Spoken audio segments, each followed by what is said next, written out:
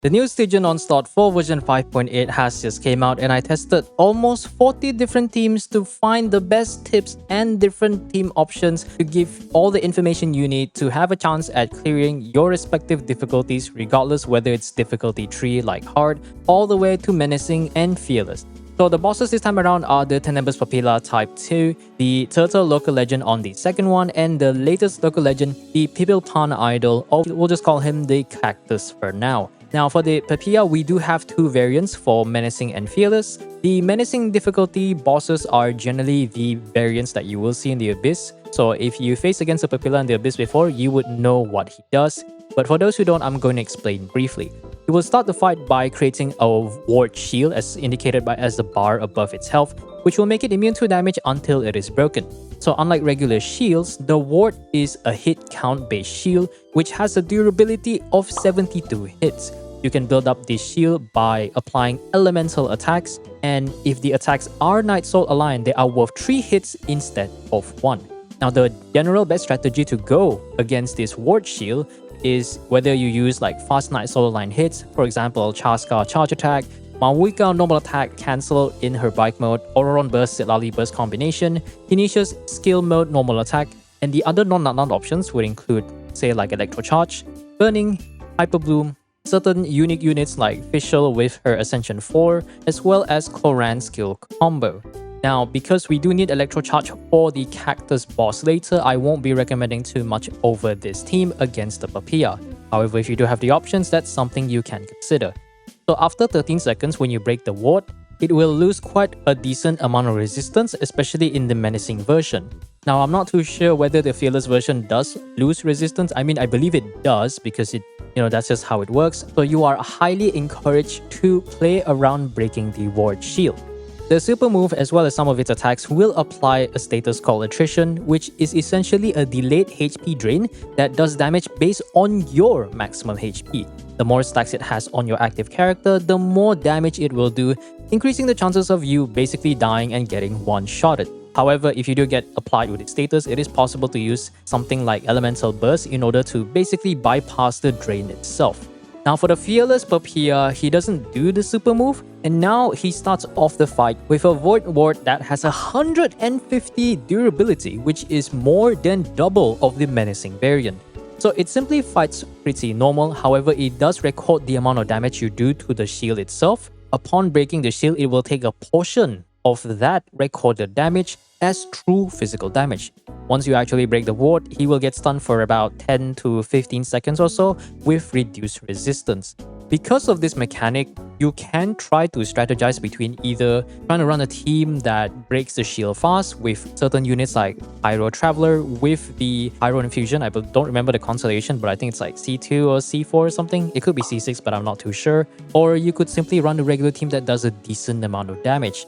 Now, as for the team recommendations, I have tested quite a few teams and it's not really looking to be the best option right now. So far, the best teams that was able to clear, one of it was definitely the Kinich Burning team. With Emily, that is my particular clear. Of course, with Mavuika, I cleared with about 106 seconds. And keep in mind that my Yansan being Constellation 2 does matter quite a bit, because even without Mavuika in this team, a C0 Yansan and a C2 Yansan does matter like night and day, because I've done certain viewer clears where their Yansan was C0 and I could tell their DPS like Varesa or Kinich simply doesn't do as much damage that uses a C2 Yansan. So if you don't have C2 Yansan, you do want to try to put your investment somewhere else. The Varesa run, I've been trying to recreate this, but apparently I somehow managed to clear it with about 102 seconds. However, because Witsif RNG was cringe by the time I was recording the footage right now, I still could barely manage here. However, just keep in mind that Varesa in her best team with Cheveru, preferably C6. Without C6, you might struggle a little bit.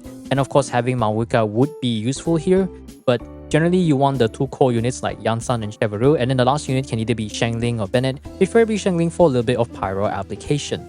Now, I also tried the Mavuika Overloaded team, which once again, off stream, off recorded, I managed to clear this with about 5 seconds left. But the tip for me to give here for specific teams, which I'll be giving for a lot of other teams in the later sections, is the N1CD combo. The N1CD combo is essentially using Mavuika's normal attack in her burst form, using a charge attack afterwards, and then once a charge attack does damage or hits, the enemy, you simply cancel it by a simple dash. However, this dash has to hit the enemy for the highest amount of damage because the dashing that Mavuika does in her burst form or in her bike does actually do a decent amount of damage. So if you dodge away, you're going to be losing quite a good portion of that part. And then of course, the only tip here is that once the Papilla shield is close to breaking, be sure to use other abilities to break the shield and then swap back to Mavuika's burst to deal max damage. And another Mav team again, unfortunately everyone here is basically Mav, is the Mav Melt team. Not that I recommend this because unless you have like C0 R1 or extremely good investment, I personally couldn't manage to clear with my level of investment. That's something you can try, but to be honest, I think if you have the other options like Overloaded, that's something I recommend over the other ones. So of course, Chasca here is going to be useful, but as someone who does have what you can call an F2P level of investment with the Fontaine Craftable R5, I can tell you that I could not clear with my particular Chasca. Even if I run the Mavuika Sitlali Bennett team, the Melt team, or I run the Overvape team with Bennett, Ororon, as well as Furina. My Chasca could get close with roughly about 10 to 15% HP, but from all the videos and all the clears that I've seen by far, it seems like most of their Chasca is at the very minimum C0 R1, or they use a lot of other strong 5-star bows such as the Aqua Simulacra, as well as what's the other weapon? I think her own weapon, Astral Crimson Plumage. I do have Amos Bow, but I haven't really tested that one because the Amos Bow passive doesn't really work for Chasca. So if you do have a F2P level of Chasca, I don't think you're going to be able to clear it unless you have a higher investment for that particular team. I've also tested the Clorinde Overloaded team, particularly with Mavuika. I haven't really tested with the one with Shengling, but I'll probably update the results over on my Google Sheets file. But my Clorinde got pretty close, granted that she was using Finale of the Deep, and I think it was really close, I believe. Was it 10 to 50% HP? I don't remember the exact number, but the footage should be playing right now. It is viable, but yeah, I think your Clorinde needs to have some really good 5-star weapon like Light of Folly Incision, Alhater's weapon, or of course her own weapon, the Absolution. So the second boss, the Turtle Local Legend, is essentially a minimal attack gimmick. For the Menacing version, every time you hit him, there's a bar above its head which builds up 3% on every hit. However, burning procs do not count into the bar, so that's one thing you can keep in mind. After the bar reaches 100%, about a total of 34 hits, it will create an Electro Shield which enhances most of its attacks, and if you try to attack him with the shield up, he will initiate like an AoE melee range counter attack, which does do quite a decent amount of damage. The Menacing version will have 16 gauge units worth of Electro, while the Fearless variant will have double that amount at 32.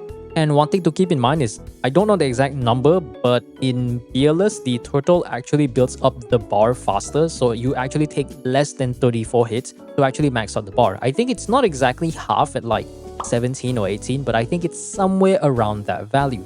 So the general strategy is that he definitely prefers a low frequency DPS like Molani. However, from the clears that I've done and all the videos that I've seen, Freeze is another team that you can take advantage of with the Frozen reaction.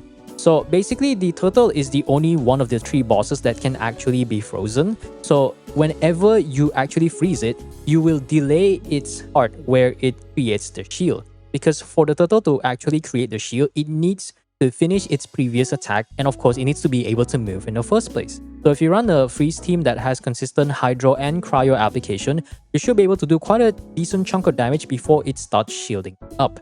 Now for the teams that I have tested, we do have quite a few options. I've tested this one on my viewer's account, but Skirk is going to be absolute winning here. And before we move even further, let me preface this. All these freeze teams I'm going to be recommending are all using Escoffier. So if you don't have Escoffier, I'd be interested to see what level of investment you can do this using a freeze team without Escoffier. So if you're one of those few people, feel free to share your team down in the comments below. Of course, Skirk here is going to be pretty strong, and Ayaka can clear, but my Ayaka couldn't clear because I was using the Inazuma Craftable and I had energy issues here. So if you had, let's say, a few Favonius on, say, your Escoffier or your Shenhe in your team, and you're able to funnel enough energy to Ayaka to burst very consistently, it should be able to clear regardless of which of these 2 cryo DPS that you use. Now, the one tip that I will be giving here is that for my particular clear, I used the Hydro Sovereign himself, Mr. Dragon Neuvillette, and the team that I used consisted of Furina, Sitlali, Escoffier, and Neuvillette. So the strategy that I employed here was that I tried to get as much of Neuvillette's charge attack out as possible, but at the same time, I also tried to save my elemental burst for later, particularly Sitlali and Escoffier. Now, this is really important because from what I noticed, if you're able to maintain a good amount of freeze consistently for, let's say, however long you can be, basically just spamming hydro and cryo application, this seems to minimize the turtle's ability to return back to the freeze, because the turtle doesn't stay frozen as long as a normal unit would. But if you keep spamming and reapplying that freeze reaction, you can actually do quite a good chunk of damage before it heats up.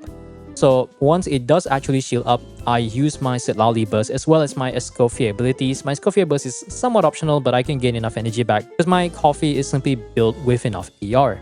And then this is where I just leave my Furina summons to apply Electro-Charge, which does actually drain the shield, but very slowly. And then I simply on-fill Sitlali and just keep spamming and spamming. Once it's close, use all my elemental abilities, make sure I get as much of Neuvillette's charge attack out as possible, and I could barely clear in my own personal run with 130 seconds. As for a few other teams that I would recommend, there's actually one team that I can talk about, and there's a video right now I got recommended by my friend of this channel who did the Mad Lad strat, the Poke Arlecchino strat. So essentially the Poke Arlecchino strat, right, revolves around taking advantage on how the Fury bar on the turtle does actually lose progress over time. Most people wouldn't notice if you're running a freeze teams, but if you actually build up the bar, it actually does go down eventually to 0.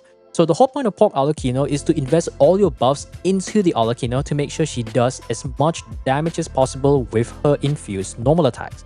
So the team that I tested was Arlecchino, Shilonen, Yunjin, and Bennett. I've tested a few other variants. I believe this one was with Zhongli and Sucrose. Unfortunately, my Arlecchino's Whimsy build is not really the best one around there, and I think Jade Spear really does fall off quite a bit compared to her Crimson Moon. So if you do have a C0R1 Arlecchino, this is a team you could do.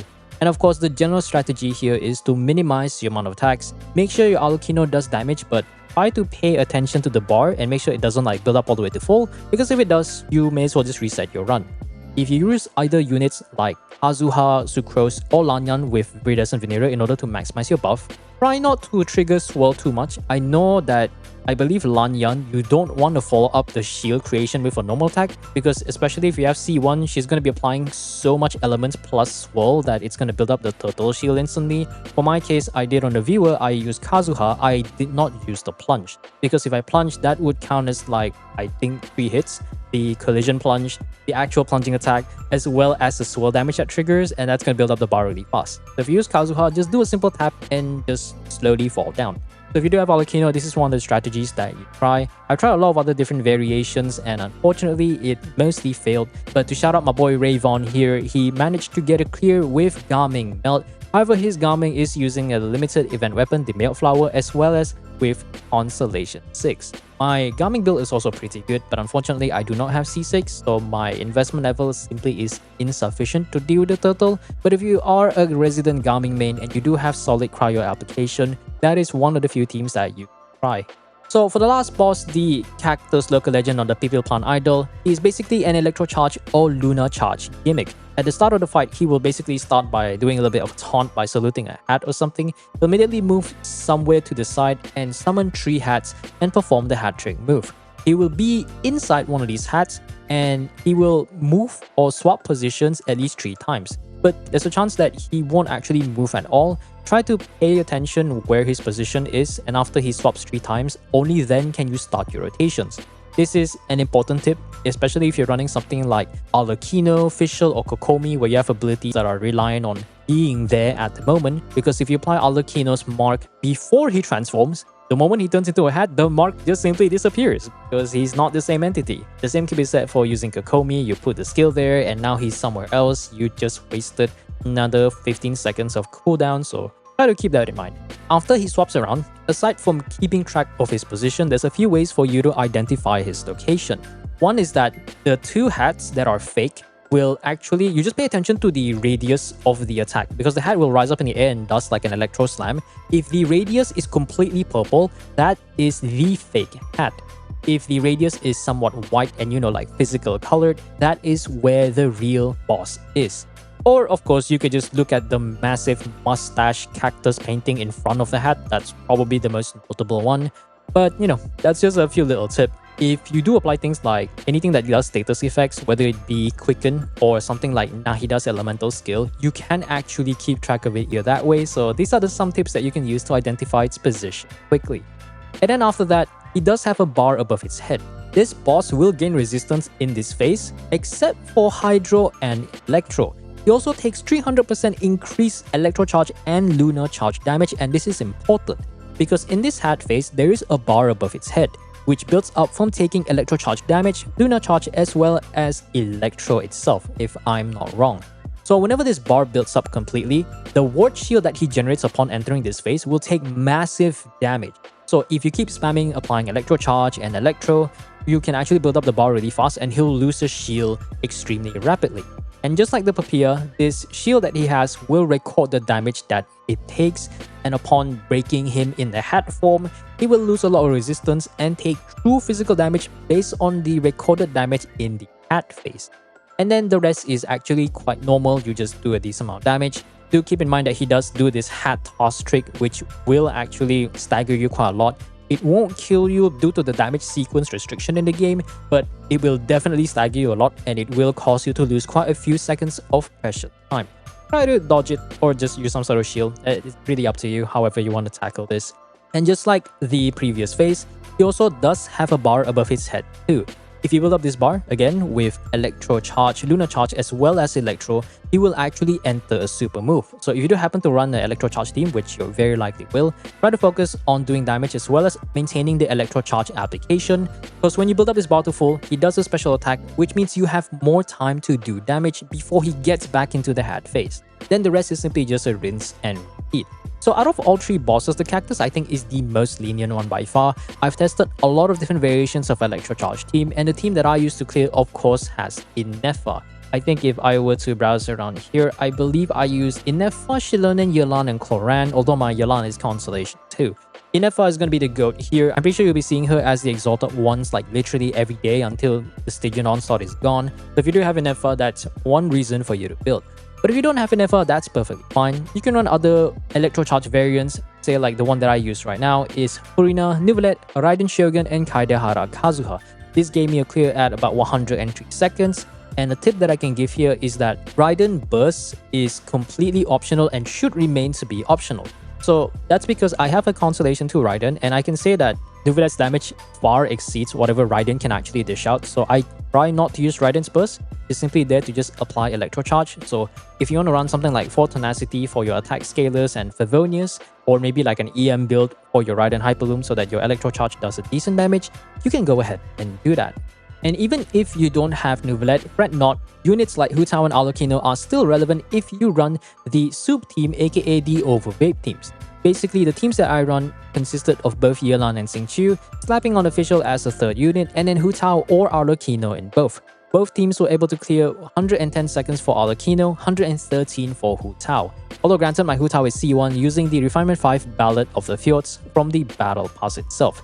And of course, my Yelan is also C2. But if you do have a decent amount of investment for both your Hu Tao as well as the rest of your units, these teams can apply both Overloaded, Electro-Charge as well as Vaporize. So definitely something you can take advantage of. Now for all the other teams I've tried, I think they're all generally different variations, whether you replace Fischl with Auroron, or the team that I ran for one of my viewers with Proto Amber Neuvillette was with Yae Miko and Fischl together. And I tested my own Raiden, my C2 Raiden with Yelan, Furina, and Xingqiu. There are no healers, but this team just barely cleared with little to no time spare. But fret not, the last team that I can recommend is the F2P variant, or I guess you could say the not 5-star variant, which is Sucrose Electro-Charged. The team consists of Sucrose, Auroron, Fischl, and Xingqiu, and if you do have a decent build for all of them and a decent amount of investment, you can definitely clear this, maybe with barely a few seconds left to spare. So the general strategy here is of course just try to save your elemental burst before he enters the hat form, and once he enters the hat form you can simply just unleash. And another credits to my boy Rayvon again, he does have a pretty good clear here. I'll leave a link down in the description below so you can watch a little bit of his run to see how he clears it when mine can almost but not quite clear it myself.